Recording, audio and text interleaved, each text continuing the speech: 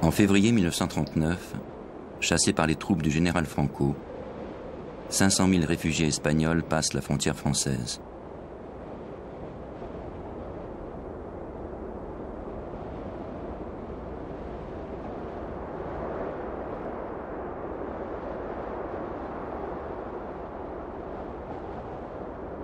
Ils sont internés dans des camps, en particulier à Gurs, Saint-Cyprien, Rivesaltes et Argelès-sur-Mer. À partir de l'instauration du régime de Vichy en 1940, ces camps servent aussi à l'internement des Tziganes et des Juifs d'Europe du Nord qui cherchaient refuge en France et qui seront déportés à Auschwitz et à Majdanek. En novembre 1939, à Elne, à côté de Perpignan, Elisabeth Hayden-Benz, une jeune institutrice du Secours suisse aux enfants victimes de la guerre, aménage une maternité de fortune dans un château à l'abandon. Des associations humanitaires suisses fournissent le personnel et les fonds nécessaires à son fonctionnement. La maternité suisse d'Elne permettra à plus de 600 enfants de naître et de survivre à l'écart des camps jusqu'à sa fermeture par les Allemands en avril 1944. J'ai retrouvé une vingtaine d'enfants nés dans ce lieu, des mères et des membres du personnel de l'époque. Je les ai rassemblés pendant plusieurs jours dans le château qui abritait la maternité. Le film est le récit de cette rencontre.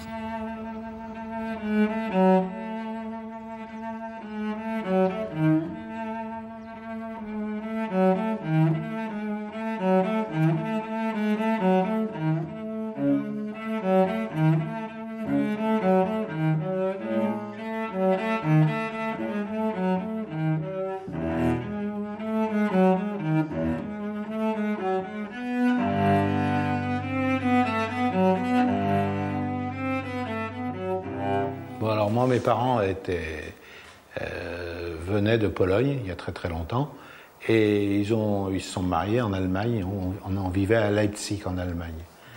Et ça a commencé, ça s'est vraiment détérioré en novembre 1938 où il y a eu la nuit de cristal. Et là, ils sont partis clandestinement en Belgique. De la Belgique, la Belgique a été envahie en mai 1940 par les troupes nazies. Et là, mes parents ont donc fui la Belgique et sont arrivés à Toulouse. Et Toulouse, ils n'avaient pas de papier, ils se sont fait arrêter par des gardes mobiles ou par des gendarmes, quoi. Et là, on les a internés dans un camp qui s'appelait Recebedou, c'est dans la banlieue de Toulouse. Et de là, en février 1941, donc on est resté dans ce camp, on a dû être arrêté au mois d'août 1940. On est resté jusqu'en février 1941 dans ce camp de Recebedou, et là on a été transféré à Rivesaltes.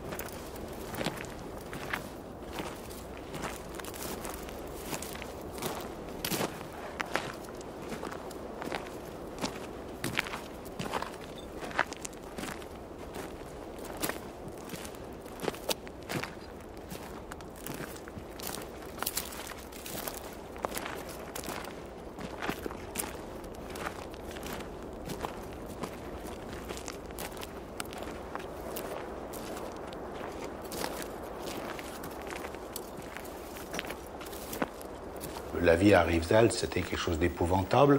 Les conditions d'hygiène étaient dramatiques. On était couverts de vermine, on n'avait rien à manger. Je me souviens, ma mère allait voler des épluchures de pommes de terre dans la cuisine des gardes pour essayer de me faire un brin de soupe, parce que non seulement j'avais de la vermine, mais j'étais complètement squelettique.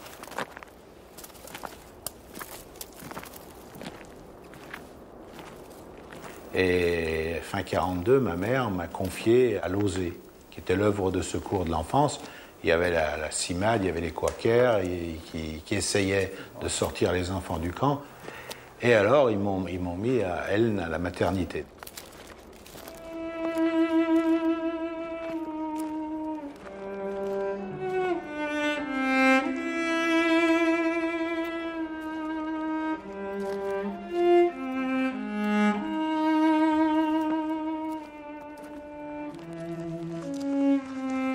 Et ben voilà. Je suis enfin arrivée à Elne. Une jolie maison. Tu vois, hein. je suis arrivée ici vers la fin du mois de février. J'étais enceinte à peu près de 5 mois et demi. Ouais. Et puis je venais du camp de Gurs, l'autre côté des Pyrénées. Et puis on était une dizaine qui attendions un bébé. Et j'ai vu cette magnifique maison. Sortant d'un camp, ça m'avait tellement... Ils l'ont bien restaurée. Et je suis tellement émue de la revoir. Ah ouais. Alors tu vois, on est monté par cet escalier. Et puis Schwester Elisabeth nous attendait. Nous étions si fatigués. Le voyage, il avait duré combien de temps? Au moins une nuit. On avait voyagé de nuit. Oh, dis donc. Tu te rends compte? J'ai l'impression d'arriver il y a 50 ans. 60. Ah oui, 60.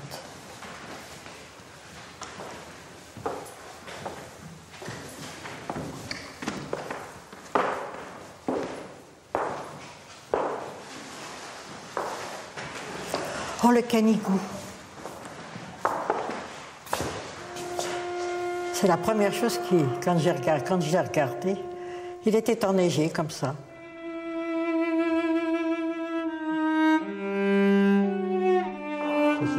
Et tous ces arbres fruitiers, une chose que j'avais jamais vue. Ça me rappelle de drôles de souvenirs.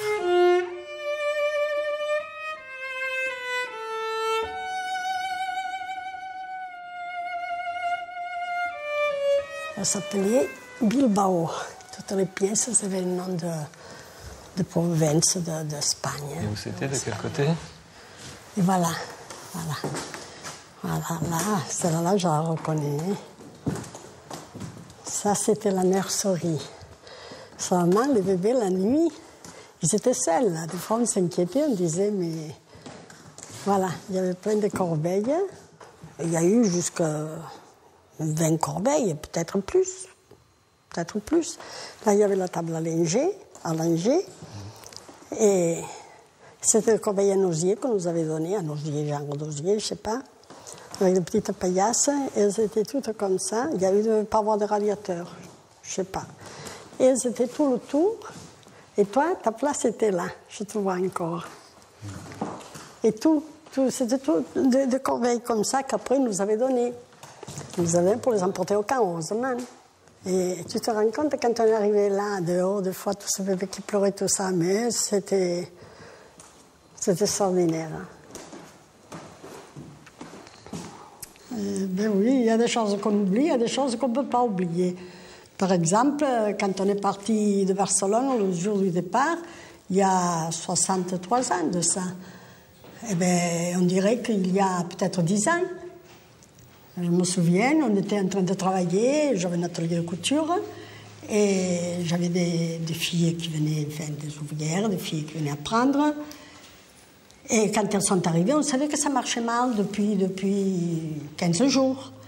Et quand elles sont arrivées, mon Dieu, on parle qu'ils vont couper la route, qu'ils arrivent à Barcelone, les troupes franquistes.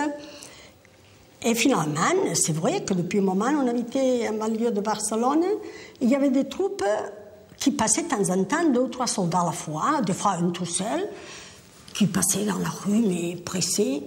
Mais qu'est-ce qui se passe? On a dit, mais vraiment, il se passe quelque chose. Et on a eu de plus en plus peur.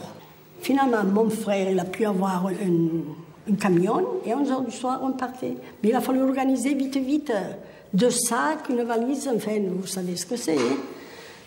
Et alors, sur la route, on était bombardés, on a mitraillé dans la nuit. Il y avait une claire de lune. Il faisait froid, c'était le mois de février. Et bon, et après, ça a été les camps, ça a été Argelès.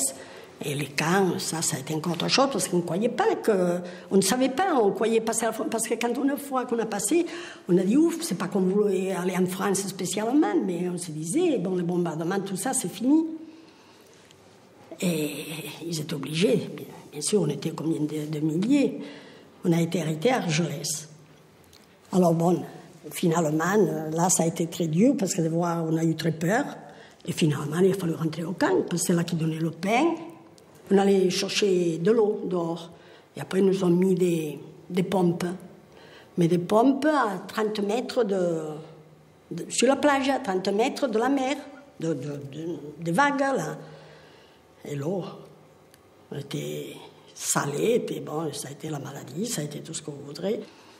Il y avait des moments que même quand on dit que des fois on rigole, oui, il y avait des choses, des fois, il y avait des choses il n'y avait pas de toilettes. Après, ils avaient fait comme de petites grittes là en bois.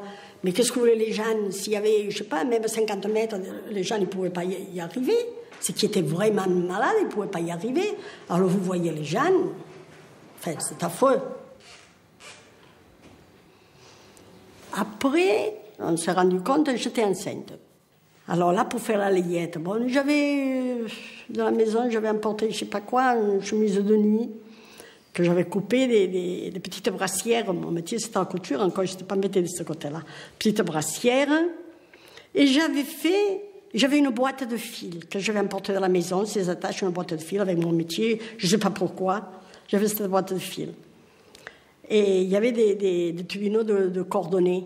Le cordonnet, c'est ce auquel on fait des boutonnières, hein, le cordonnet là, de couleurs. Et des fois, caché, quand je ne voulais pas que mon mari me voie, j'ouvrais cette boîte, je regardais toutes ces couleurs.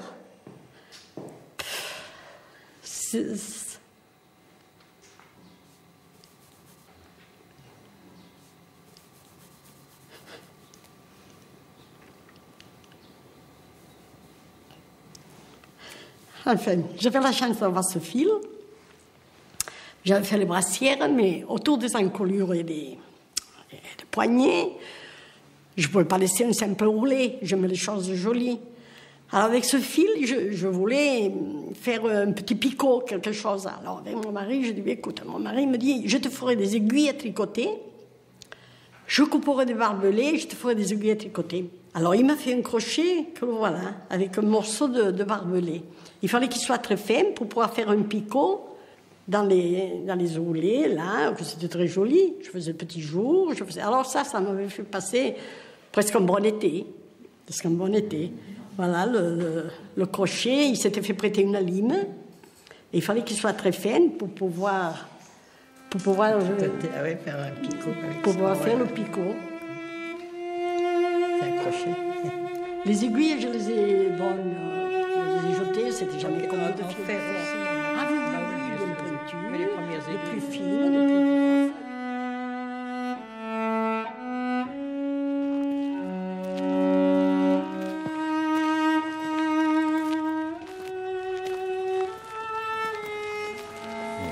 Tu vois que là c'est si beau et je me souviens jamais d'avoir vu beau comme ça, le soleil avec la mer. Putain, vous aviez le temps de le regarder. Hein. On avait le temps, mais je ne dis pas qu'on ne le regardait pas, mais...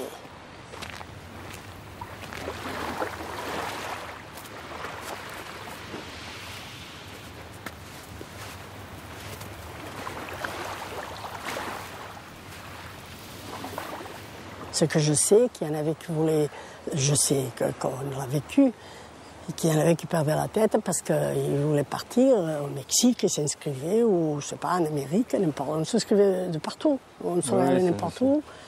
Et il y en avait qui étaient partis dans la mer, comme ça, avec une valise. Oui, tout le monde le raconte. Oui, non, mais c'est vrai, ça s'est passé au camp d'Argelès. On en a parlé le jour, moi je ne l'ai pas vu, mais le jour que c'est arrivé, mon Dieu, il y en a un qui est devenu fou, qui partait dans la mer. Et en plus de toutes les maladies que vous aviez, là, le typhus, la dysenterie... Mais après, il n'y avait plus la dysenterie déjà. Même après, la tuberculose, hein, les pneumonies, tout ça, la dénutrition, mais il y avait beaucoup de maladies nerveuses, quoi, de gens qui ne pouvaient pas supporter. Bien sûr.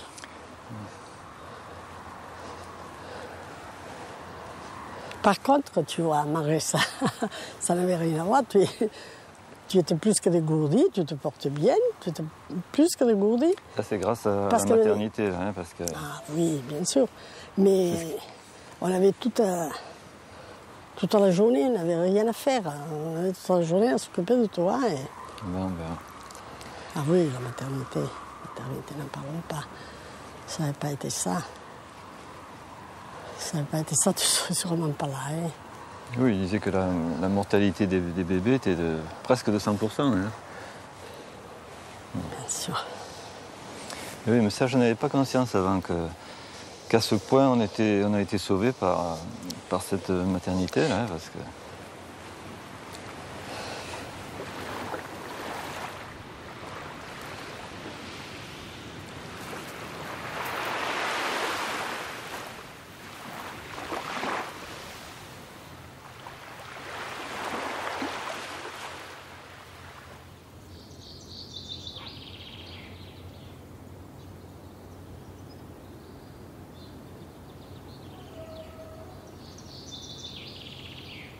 C'est ton album, ça, Célia? C'est pas fatigué, madame. Oui, ça c'est chez papa, maman. Combien d'heures? Je n'avais pas vu cet album. Ça c'est son père. Non, déteins-moi. Vous avez vu? Je peux. C'est une mine d'or. Oh là là, j'étais une petite fille bien sage. Mais ça, c'est la nôtre de voiture. Et ça, c'est son père. C'est pas ton père, ça. Non. Mais ça, c'est son père.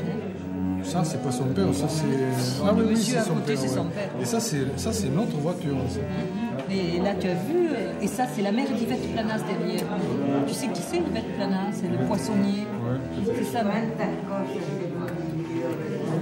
Oui, Pépé. Je le vois, la Pépé. Yo passé todo esto.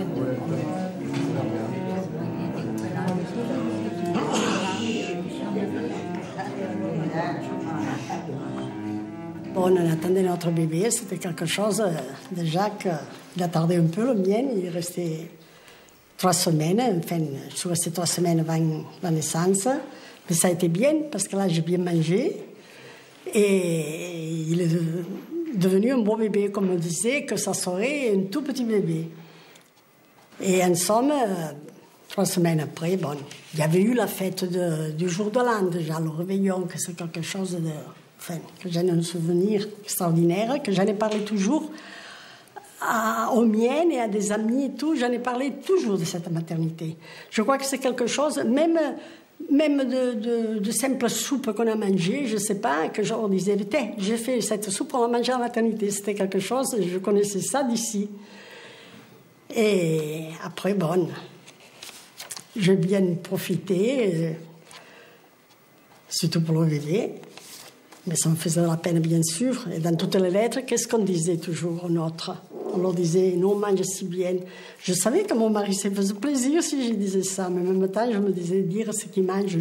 Enfin, ça dire qu'ils étaient dans ce camp, à rien manger, tout ça. Bon, le jour de la naissance est arrivé. Toute contente, j'ai eu un beau bébé, un beau garçon. Et mon mari, avant de partir du camp, il m'avait dit... Je te fais une enveloppe, c'est une vieille enveloppe du camp, ça, du papier qu'ils nous donnaient dans les camps. Voilà, avec des dessins, tout de petits carrés, enfin tout petit là. Quand le bébé arrivera, tu mettras la lettre dedans. Et quand on me la donnera, rien qu'en voyant l'enveloppe, je me dirai, mais voilà, c'est la nouvelle. Et voilà, 2 heures après, j'écrivais seulement, c'est en catalan. Et je lui mettais... Elna, le 5, donc le jour de sa naissance, le 5 du 1 du 40, estimat Joan, t'envio aquestes lletres per donar-te la gran nova que per fi ja ets papa. Deu fer 2 hores que ha nascut. És el que tu tant desitjaves, un nen. I no és cap llentia ni cigró, ja que ha pesat 3 quilos 790. No és ni una llentia ni un cigró, c'est parce qu'au camp, la lentille, ça veut dire la lentille, et cigró, ce sont les pois chiches. Et au camp, on nous donnait des lentilles et des pois chiches, bouillis avec de la morue ou de la viande en conserve, bref. Alors on disait, mon Dieu, mais ce bébé, il va être une lentille ou un pois chiche. Et alors il m'était venu, je me dis, c'est pas plus qu'il pesait, 3 kilos, 790. Et le docteur, après, il avait dit, mais bien sûr qu'il est gros. Avec ce que vous avez profité, c'est ici qu'il a grossi, avec tout ce que vous avez bien mangé. Vous avez raison, vous avez raison.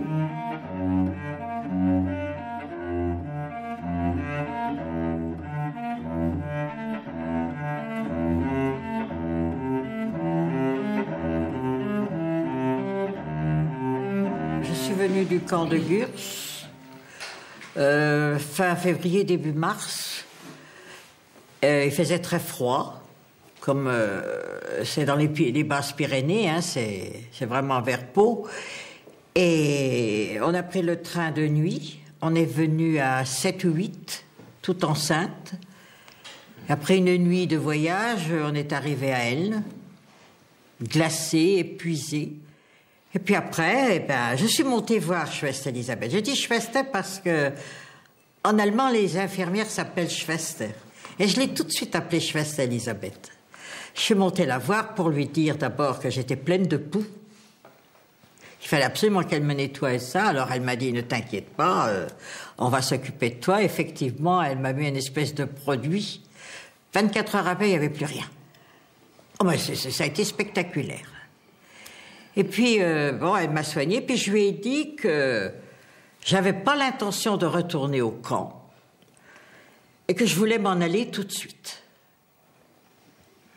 J'ai fait Elisabeth, j'ai la chance d'être venue ici, que j'ai pas trop de problèmes pour sortir, pour partir. J'ai dit, je veux m'en aller. Alors, elle m'a dit, écoute, sois raisonnable, tu vas avoir ton bébé ici, et je te promets que s'il y a quoi que ce soit où tu dois retourner au camp, je te le dirai.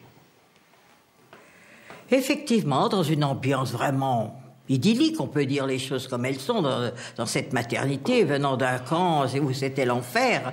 Alors, c'était les promenades, les pêches et les abricots qu'on ramassait comme ça par terre, tricoter pour le bébé, aider un petit peu à faire le ménage, nos chambres, et puis une ambiance avec les femmes enceintes qui était très agréable. C'était vraiment idyllique. Donc, j'ai poursuivi ma grossesse. J'ai eu mon bébé le 21 juin 1943. Et un jour, Schwester Elisabeth m'appelle vers fin juillet. Elle m'appelle et puis elle me dit, assieds-toi. Elle dit, voilà, je dois te ramener au camp de Gurs. J'ai reçu l'ordre de vous ramener là-bas. Et comme je te l'ai promis, je vais t'aider à partir. Et puis, je suis partie un matin, ça a été vraiment assez triste parce que tout le monde pleurait, tout le monde m'a accompagnée à la gare. On savait bien que je m'en allais, mais dans quelles conditions? J'avais pas de papier, j'avais rien. La seule chose qui me différenciait de beaucoup, c'est que je parlais bien le français et que j'avais pas l'air d'être une juive. Voilà, c'est tout. Oui, j'avais un bébé dans les bras. C'était un atout aussi. J'avais un bébé d'1 mois dans les bras. Alors voilà comment j'ai finalement réussi mon évasion. Je suis arrivée à Chambéry. Ça, c'est moi, juste avant que je parte d'Elne. Il a 1 mois, Patrick. C'est un bébé d'1 mois. Des cheveux bruns. Oui, mais moi, alors, ça, c'était la coupe que Schwester Elisabeth m'avait faite après les poux. Ah.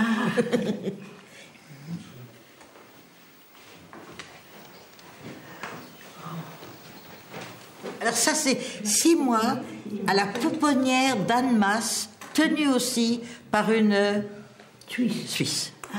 Elle s'appelait Schwester Lydia. Et Elisabeth la connaissait très bien. Ah oui. Puisqu'elles m'ont écrit, on était à Chambéry et Et mon mari s'occupait de la résistance. Donc on pouvait faire des faux papiers. Et elle m'a écrit qu'elle avait besoin de papiers pour 2 femmes qui étaient venues avec moi du camp de Gurs, de façon à ce qu'elles puissent venir d'elle à Annemasse. Puis ça a marché, j'ai réussi le cours, on a fait les papiers, je les ai amenés à elle. Et ces 2 femmes sont venues à Annemasse. Ah oui. C'est bien terminé, quoi. Oui, ça c'est très bien terminé, heureusement. Heureusement. Mais je risquais gros quand même, hein. Puis je pensais à mon bébé. Non, mais enfin, faut le faire. C'était la guerre. Voilà. Ben voilà, moi j'ai une photo là. Le petit enfant qui est là, le gros bébé, c'est moi. Et à côté, il y a une infirmière qui était jusqu'à aujourd'hui anonyme. Et j'ai découvert avec émotion que cette infirmière, c'était Maria. Voilà, donc je suis particulièrement ému aujourd'hui de savoir que c'était toi. Moi, j'ai toujours su que j'étais né à la maternité d'Elne. Ma mère m'a nourri, bien sûr, du lait de la maternité, mais elle m'a nourri aussi du sentiment que j'étais sorti ici d'une sorte de terre promise, parce que c'était comme ça qu'elle le faisait ressentir au nouveau-né que j'étais, quoi. Et donc, la maternité d'Elne, pour moi, représentait toujours quelque chose de particulier, presque de mythique, quoi. Je dois préciser aussi que, comme j'ai toujours vécu ici, à Elne, la maternité a été pour moi aussi un terrain d'aventure. Et très souvent, je suis venu m'amuser autour de ce château, qui était inhabité, qui était un petit peu laissé à l'abandon. Et pour moi, évidemment, ce bâtiment représentait quelque chose que les copains ignoraient complètement, parce que, bien sûr, pour eux, c'était un bâtiment quelconque, pas pour moi. Voilà, c'est donc la maternité, pour moi, ça a toujours fait partie de mon paysage, quoi.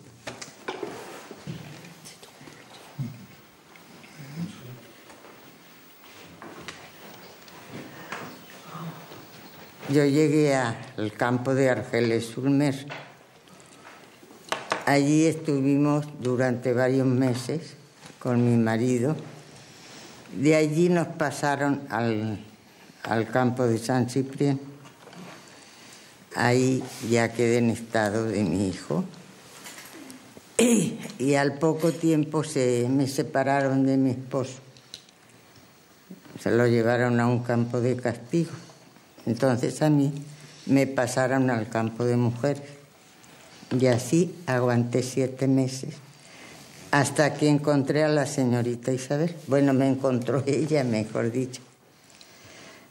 Tuve la suerte de caer aquí, trabajar con todas ellas. Para mí fue una fortuna.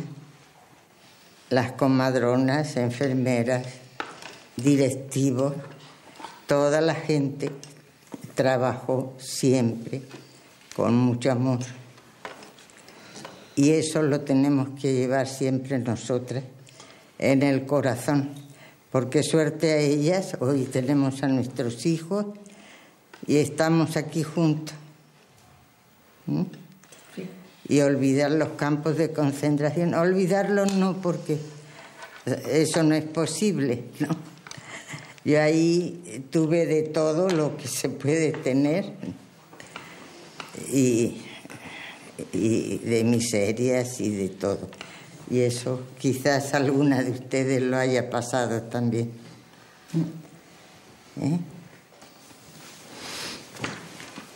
Después de todo esto, que me separaron de mi esposo,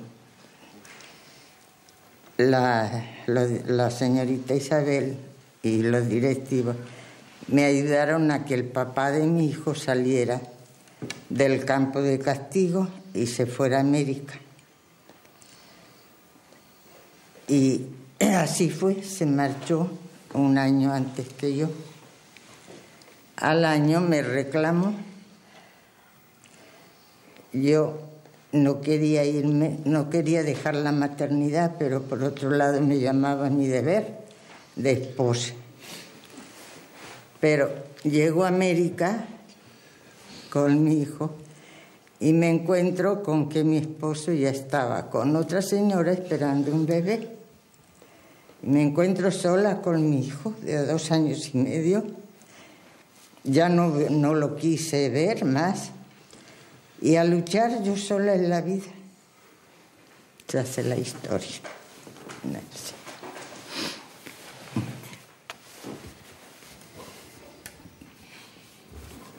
Siempre mi madre me contaba sobre, pues, todas las peripecias, como ella dijo, de la salida de España hasta la llegada a México. Entre ellos los buenos momentos, esos maravillosos momentos, se puede decir, de su vida y de mi vida, que estuvo en la maternidad. Fueron 2 años y medio que yo los he vivido, aunque no los recuerde. Los he vivido porque mi madre me lo ha contado muchas veces.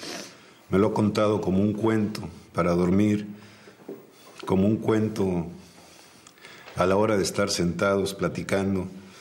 O sea, siempre lo he oído y no me canso de oírlo, ¿no? Y realmente, pues para mí, realmente es un orgullo ser hijo de mi madre y ser ahijado o haber tenido tan cerca durante tanto tiempo a la señorita Isabel, a la cual espero mañana con mucha ansia para darle un gran abrazo, muchos besos.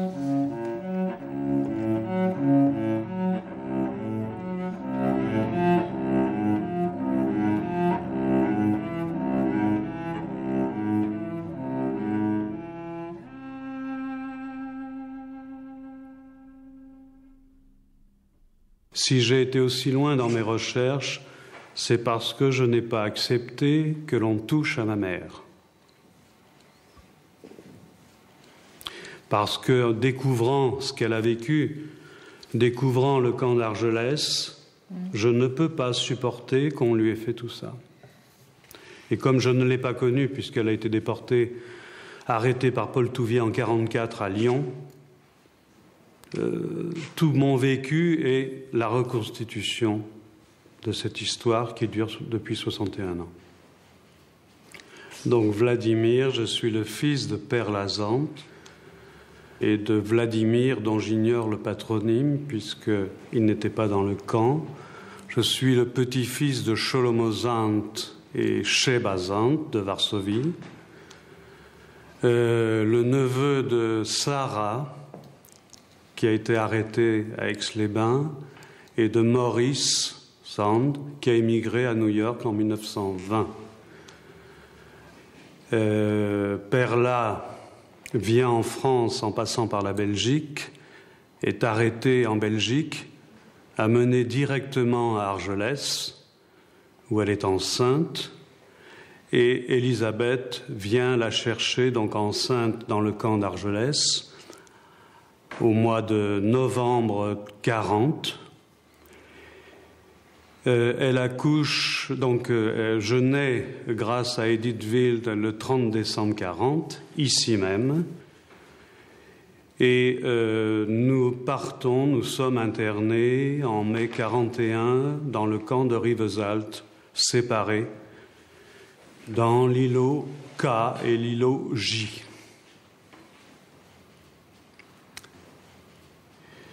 Que savoir, c'est que je ne découvre le visage de Perla qu'à l'âge de 30 ans grâce à la Croix-Rouge suisse.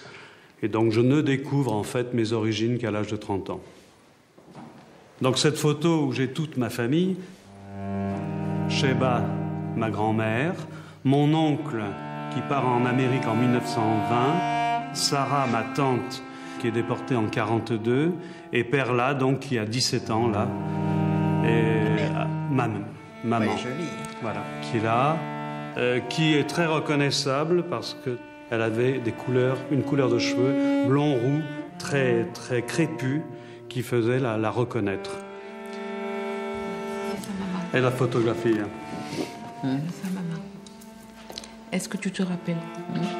Je crois que oui. Des cheveux très blonds. Oui. Elle était à la maternité. Et je tengo une photographie con un groupe de mamans qui ont été dans les jardins.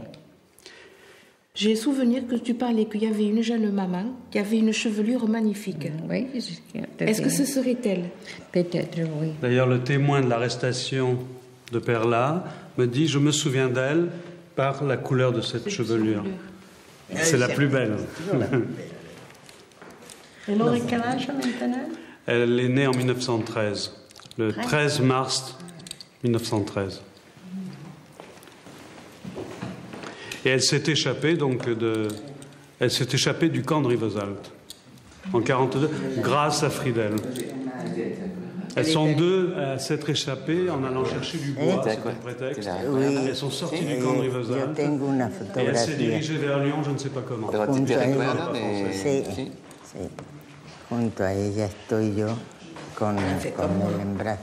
Moi aussi, je me suis tirée de cette façon. Et j'ai réussi. Maria se rappelle d'elle. Maria, oui, se souvient. La recuerdo cuando nació el Vladimir, yo ya como enfermera de la maternidad. Todo me viene a la memoria en este momento. Imagínate a nosotros la experiencia de estar de nuevo aquí. Es por aquí. Aquí nacieron, vos naciste y vosotros dos, aquí. C'est là où nous sommes nés tous les deux. C'est là où nous sommes nés tous les deux. Oui, vosotros dos naciste. O sea, este baño no existía. No. ¿Y aquí? Se hace la cuna donde yo trabajé todos los años. Aquí. En este lado tenía yo la mesa y en el centro otra, donde después del baño yo los cambiaba y les ponía la ropa.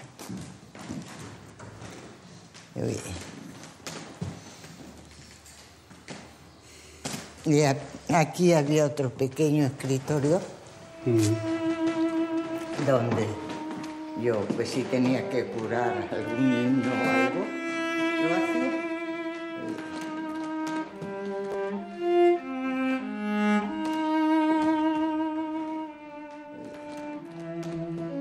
Y una de las mujeres que daban a luz me ayudaba cuando los bañaba, porque yo los tenía que bañar a todos. Entonces me ayudaba una a prepararme la ropa, cambiarme el agua del baño y todo eso. Pero era yo sola para bañarlos. Para los 20. Sí. La cuna de Felipe estaba aquí. Cuando ya tenía unos meses, más grandecito que los otros, te pusieron una cuna y tú dormías aquí. Entonces, yo la recuerdo muy bien.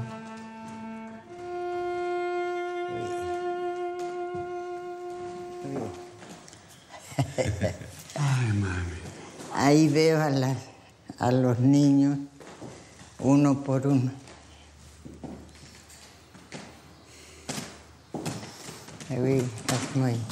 ¿Cuánto tiempo se quedaban las mamás aquí con los niños? Dependía de la, ¿cómo se dice? De las personas que estaban esperando.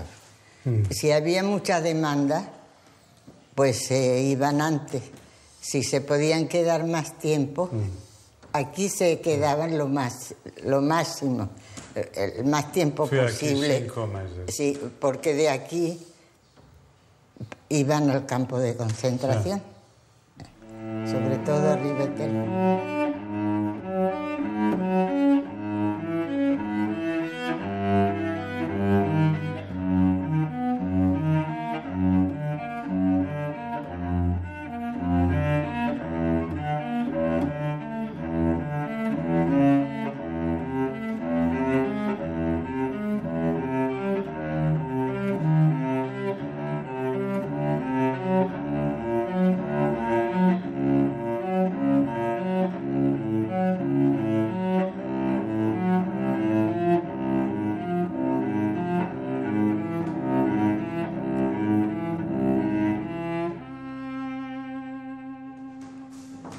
Sí, sí.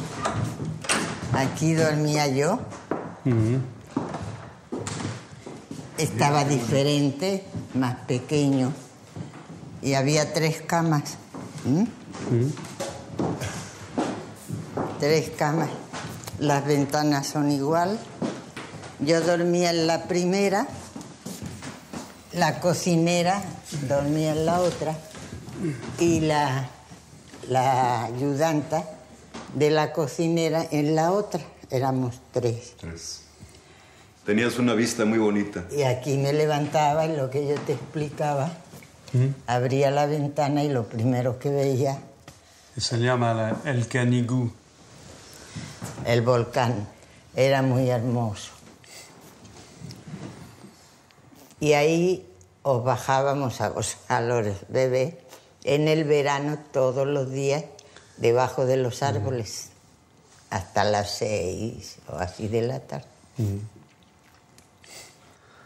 Todavía recuerdo, después de tantos años, todas esas cosas. Estaban bien atendidos, limpios, buena alimentación. Entonces, porque si a las mamás había alguna que no tenía suficiente leche, se le completaba con leche artificial. Sí, pero todo venía de Suiza. Y eso lo distribuían ellos, porque no se fiaban de los franceses, por la experiencia de los campos de concentración, que todo lo que llegaba se lo llevaban. A los refugiados no nos llegaba nada. Entonces ya con esa experiencia, pues los suizos dijeron, le pedían en los campos que ellos distribuían eso y se ocupaban de eso y dijeron no.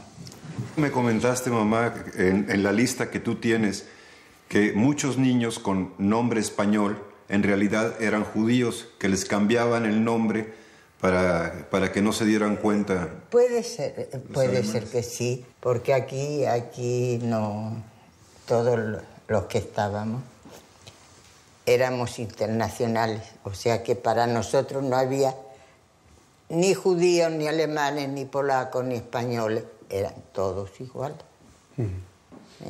Ese era el sistema de trabajo aquí. Sabes, María, que tengo desde 3 días un hermano después de París. Tu hijo, Felipe, más tengo una segunda mamá. ¿Tú? Claro que sí. ¿Sabes? Sabes que sí. Y así te queremos desde hoy. Desde hace unos días que te conocimos. Sí. Y así va a ser siempre. Y ahí tu hermano. Claro que sí. Ya sabes que puedes contar con nosotros.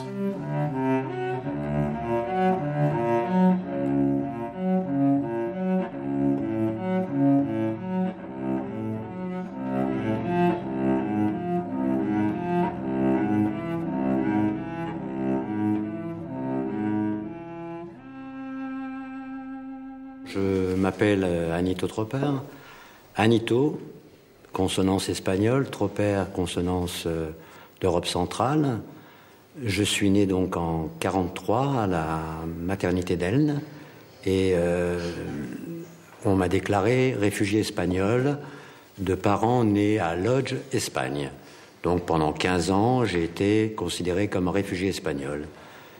Et lorsque j'ai demandé une carte d'identité, on s'est aperçu que j'étais pas du tout réfugié espagnol, mais que j'étais polonais. Donc je me suis retrouvé à 15 ans avec une carte d'identité dépliante de polonais et une carte de travail. Donc on peut dire que c'est là où j'ai fait une réflexion en me disant mais quelle était ma partie espagnole? Et c'est pour ça qu'aujourd'hui je suis très ému d'être avec tous les Espagnols. Parce que je me rends compte qu'il n'y a pas que les Juifs qui ont souffert, quoi. Les Espagnols ont été aussi déportés. Il y en a beaucoup qui sont morts dans les camps. Et ma mère, en pensant que je pourrais me cacher sous une identité espagnole, me sauverait la vie, je m'aperçois aujourd'hui que, en écoutant les histoires de chacun ici, que la souffrance, elle était aussi bien pour les gitans, pour les réfugiés qui quittaient l'Espagne pendant le franquisme, et les juifs. Alors je vais vous raconter un petit peu mon parcours. Donc, après avoir quitté la maternité d'Elne, j'ai été placé dans des maisons de déportés, d'orphelins. Donc mon père a été mort, a été déporté et gazé à Majdanek. Ma mère n'a pas supporté cette épreuve. Elle s'est cachée dans la campagne. Elle a plus ou moins abandonné ses enfants. On était donc 2 frères et 2 sœurs. Et donc la période des années difficiles a commencé pour nous parce qu'on était dans des maisons où il n'y avait pas à manger. Il y avait des directeurs qui étaient plus ou moins malhonnêtes, qui détournaient l'argent, qui envoyaient le Jones américain ou les familles riches pour aider ces orphelins. Donc on était plus ou moins maltraités, on souffrait beaucoup, on était frappés. Il ne faut pas oublier qu'on avait 2 ans, 3 ans, c'était pas facile. Donc on a plus ou moins révolté, on était considérés comme des enfants caractériels. On essayait de nous placer dans les maisons plus ou moins d'attardés mentaux. Enfin, les années ont passé et on a réussi à trouver 2 sœurs par-ci, un frère par-là, et à essayer de nous rassembler. Et lorsque ces maisons se sont un petit peu organisées, on a eu des éducateurs qui avaient une formation qui était un petit peu meilleure, avec des gens honnêtes quand même qui ont pris en main l'éducation des enfants. Et lorsque j'ai eu 15 ans, on m'a mis dans une école de mécanique. Dans une école de mécanique près de ma mère qui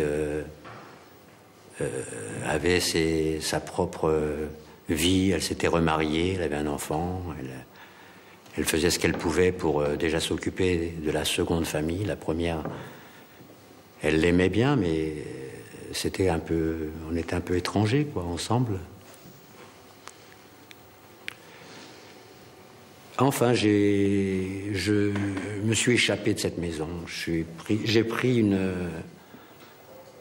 J'ai quitté cette maison et je suis parti avec des gens du voyage.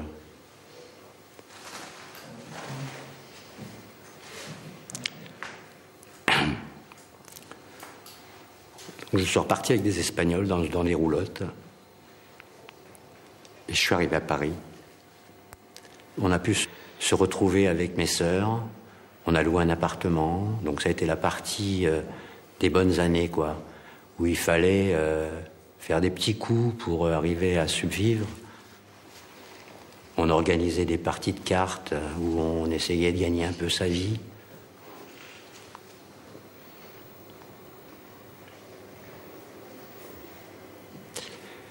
Et là, donc, la chance a souri. Le jeu, tout marchait bien. On peut dire que je suis rentré dans des bonnes années, Et là, j'ai rencontré ma future femme, qui était une femme charmante, qui m'a dit maintenant, il faut arrêter le jeu, il faut arrêter les casinos, il faut te faire interdire, il faut penser à faire ta famille.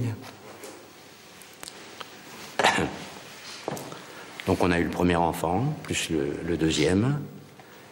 Et comme je ne pouvais plus jouer dans les casinos, je me suis mis donc à jouer dans mes affaires. Et une boutique, et 2 boutiques. Et on a monté une chaîne de salons de coiffure à l'échelon français, plus en Belgique, plus un peu en Écosse. Aujourd'hui, on peut dire que pour moi, l'intégration s'est bien faite. J'ai 4 enfants. J'ai 2 enfants qui sont mariés. J'ai 2 petits-enfants. Quand on se réunit autour de la table pour Shabbat à la maison, c'est une joie.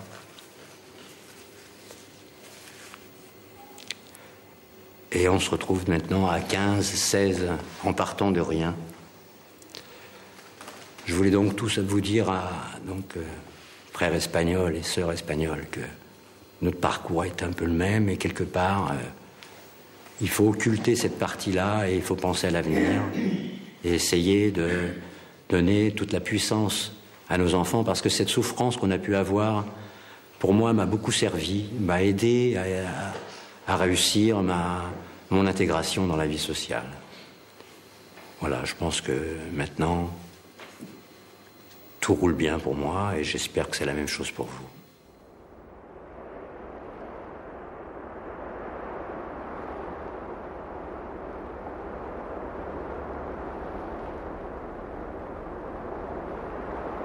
La phrase du Talmud qui est sous l'égide de cette maison, c'est ce qui sauve un homme sauve l'humanité. Et il ne faudrait pas oublier la suite, qui tue un homme tue l'humanité. C'est ça c'est ce qu'on oublie le plus.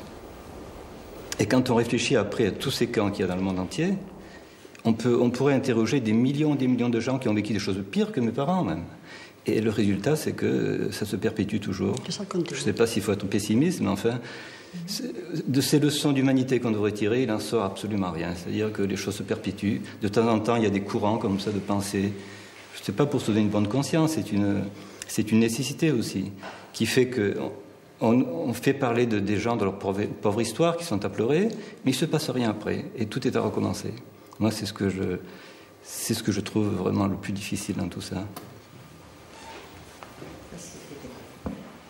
Si nous sommes, nous tous réunis ici, ce n'est pas grâce au gouvernement, ce n'est pas grâce à des institutions gouvernementales, mais c'est grâce à des individus. Et à des individus comme Elisabeth Hayden-Benz, qui, avant de recevoir une mère ou un enfant, ne demandait pas si c'était un républicain espagnol, si c'était un juif, si c'était un tzigane. Et ça, malheureusement, il faut le reconnaître que c'est dû à des individus et pas à des gouvernements. Et ce qui m'a toujours frappé lorsque j'ai retrouvé Elisabeth Hayden-Benz, je lui ai dit, mais est-ce que vous avez une certaine fierté? C'est grâce à vous que je suis en vie, je vous dois tout. Et elle m'a toujours donné la même réponse, absolument pas. J'ai fait ce que je devais, j'ai fait ce que ma conscience me dictait de faire, et puis c'est tout. Et elle ne comprenait pas pourquoi j'avais une telle estime et pourquoi je venais la voir régulièrement. Et jusqu'à aujourd'hui, elle a toujours la même expression, ce que j'ai fait c'était nécessaire, ma conscience me dictait de le faire, point, punto.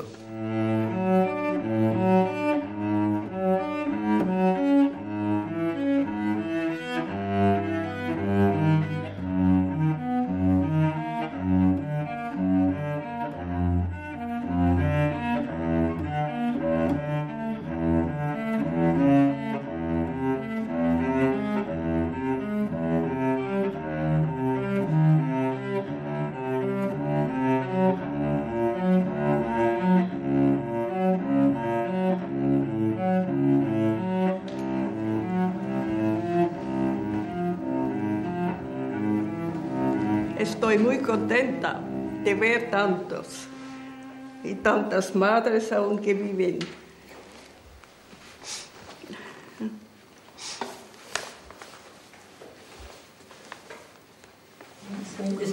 On est venu de. Il faut aller chez elle. On est venu de toute la France.